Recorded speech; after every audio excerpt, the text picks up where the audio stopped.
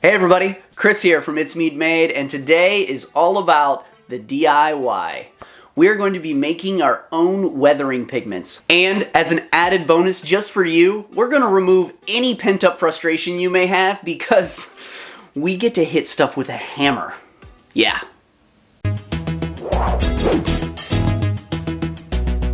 So if you're not familiar with what weathering pigments or weathering powders are, and you apply them to your model using a dry brush, and depending what colors you use, you can either make it look like a soot stain on a model, or even a rusted effect. There are various different colors of pigments that you can use and even make, like today, and it will give you those desired looks you're wanting. So let's get started and jump over to the desk. So one thing I do want to say is when you're making your own weathering pigments, it is a good idea to wear some type of respirator or something like that. And I guess my second thing to say is be cognizant of where you're actually doing this at. Don't do it beside a fan or do it outside when it's windy because you're going to lose all of your pastels when you're crushing these things up. If you're using a bag, you can go outside and crush it all up, but when you're pouring it into the container, make sure there is no drafts or wind or anything like that. So what I have here is the Tamiya weathering pigments. Now, this is snow, soot, and rust. And this is what the package looks like. I actually bought this at Hobby Lobby, and also I have some soft pastels, drawing pastels, and these are all earth tone. And I also got this at Hobby Lobby, and I didn't pay $6.99. I had a coupon. You can get these fairly cheap. This was roughly $10, I think, and this was less than that. And this has 3 colors. This, as you see, has 12 colors. And I accidentally dropped something on it and cracked the box. But that doesn't really matter because I'm not going to be using this after we're done. So to open this up and show you, this is essentially like a makeup compact. Now, this is just like oil pastels, and all you do is you take your brush and then you can apply it that way. Then it also has a soft foam applicator. So this looks a lot like a makeup pad because it pretty much is the same exact design. But the difference here is this is already, it's soft and you can kind of bring it off and then use it. So the difference between what we're making today versus this is you actually have to brush this and then it will actually get on the bristles of your brush. And you don't have to use this, you can use other brushes. And then you apply it to your model. This today is we are going to be making powders, weathering pigment powders. And the difference is just that. It's going to be in a powder form versus this more of a compact version of it. Okay? So I'm just going to set this aside. Just wanted to let you see what, if you wanted to buy it, this is exactly what you could buy. And I will put a link in the description where you can buy these and also where you can buy some pastels that will work for you as well. I do want to get me some colored pastels because sometimes to get some weathering techniques with some brighter colors, you can get some cool effects. But with this will cover our rust, this will cover soot, and also just kind of some ground here. Okay, so in order to make your weathering pigments, you're going to need a few things. And I am going to show you 2 different ways that you can actually make weathering pigments. Now, if you want to do it as cheaply as possible, what you're going to need is obviously your pastels. You're going to need some kind of containers. Like I actually got these at the dollar store. It came in a pack of I think 10. So these would work just fine for you. And I also have these little bottles that I got at Hobby Lobby. It came in a 6-pack. I really like these bottles because they seal real well and they're easy to get your brush in there, depending if you're using a small brush. And even better, my son went to a little party and got some party favors, and he got a bunch of these little containers that had like slime in it, and I just cleaned it out. It's got a super great seal, and these are free. So if you have any type of containers like laying around the house, you can use stuff like this. So this is even cheaper, and you can see that there is a little dried slime right here. Look at that. But at the end of the day, you're going to need some type of container to store your weathering pigments. And then you're going to need some Ziploc bags. Now I have a sandwich bag and then I have a quart bag. These plastics are different thicknesses, so you could just use this, but I like to have 2 to double up just in case the bag breaks. And one of my favorite accessories you're gonna need a hammer. Because you guessed it, we're just gonna beat the hell out of these pastels until they're powder. So let's go ahead and get started on this way. So let's go ahead and get started on method number 1, the cheapest way possible. So we're going to select one of our pastels, and I'm going to put it in the Ziploc bag and seal this up real good and get all the air I can out. Then what I'm going to do is I'm going to put it in another bag. So now I've got kind of a protection layer. Get all the air out of that one once this is in there.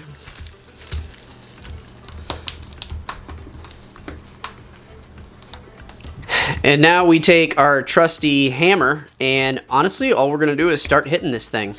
And you're gonna wanna have it against some kind of surface that, you know, is hard enough. That's why I have this piece of MDF right here, just so I can kind of have a harder surface and it's not bouncing off of this silicone. All right, so here we go.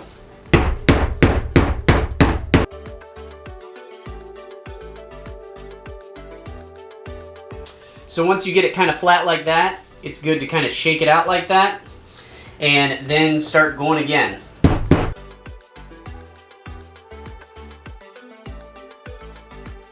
Okay, so you keep going until you have very fine pigment. So I'm looking through here to see if there's any big chunks. So hitting it with a hammer, you will find out that it will actually kind of compress it. So if you move your fingers through it, it will actually break up those compressed chips, because it might look like they're still chips, but when you do this little rolling movement, you'll see that it's all powder.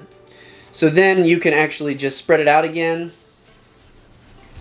and then you can feel with your fingers. So I can feel that I still have some rough spots, and this way does take a lot of time to be able to, you know, just pound all of this stuff up into dust. And you can also kind of rub your fingers on it, and if it feels like there's some hard, like, sharp bumps, that means you still have some.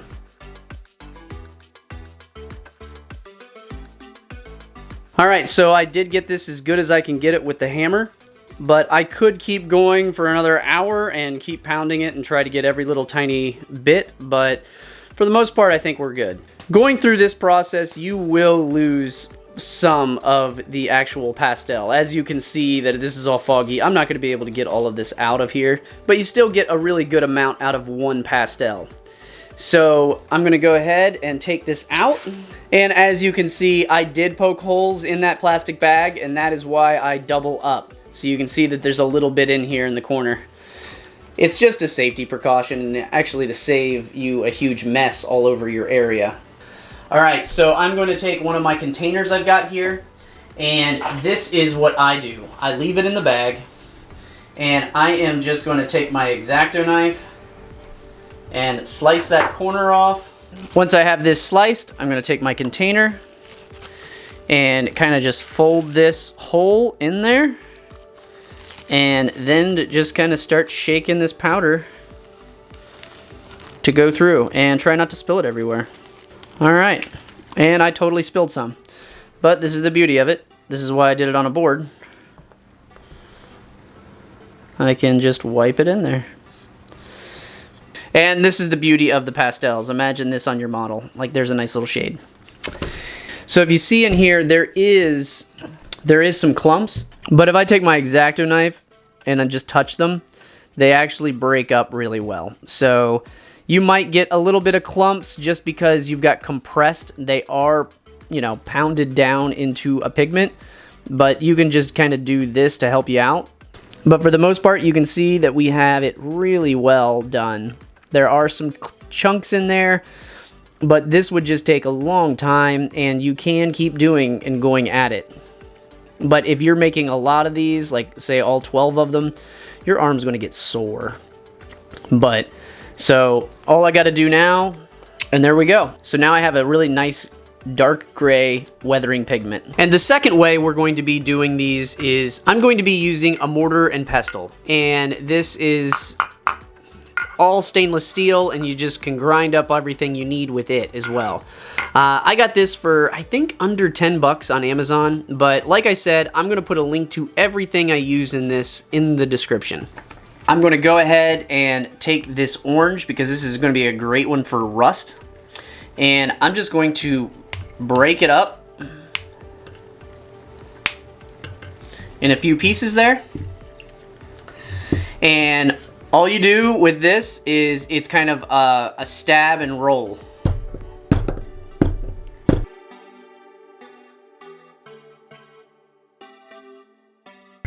So you can see that it's breaking it up really well.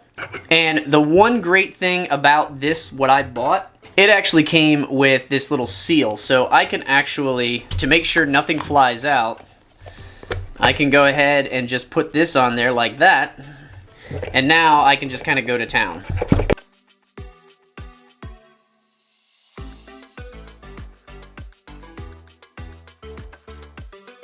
Okay, now I'm going to check it.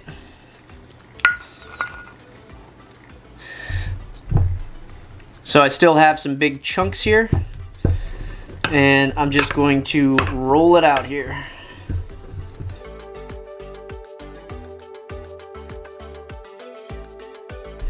Okay, so you can see there we've got really nice pigments. So looking here, you can see that the Mortar and Pestle does a lot better of a job than a hammer and a Ziploc baggie. Now, granted, this is a little more of an investment to buy a Mortar and Pestle, but we're talking an extra 10 bucks or so. And you can get perfect pigments with this. Now, the other thing you need that I forgot to mention is a piece of copy paper, and all you're gonna do is just fold this in half and just dump it right in. Now, if there's anything left, you can just kind of scratch it.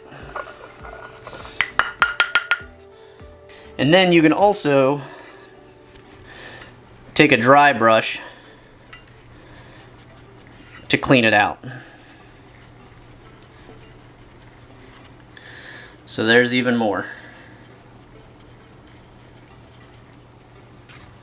And go ahead and get this off.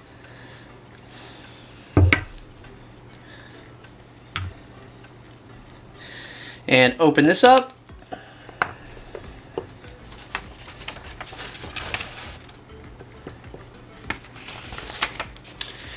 And same thing like last time, I'm just going to kind of pour it in.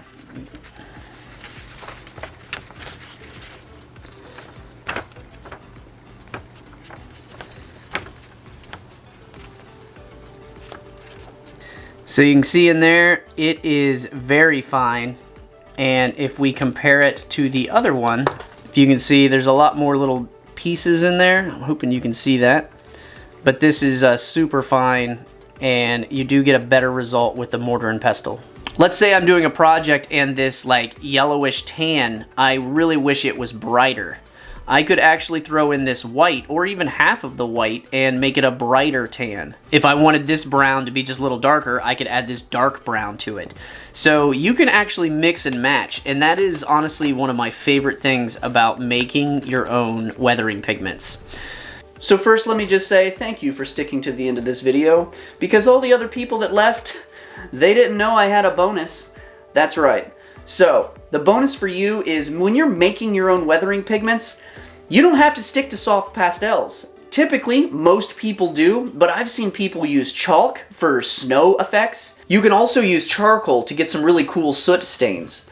And I'm only saying this because I don't want you to be limited to only using pastels. Maybe you don't have access to pastels. And that's why I'm saying there's other things that you can crush up into powders and use those as a pigment powder. I hope this video was helpful for you. I wish you a great day, and I'll see you in the next video.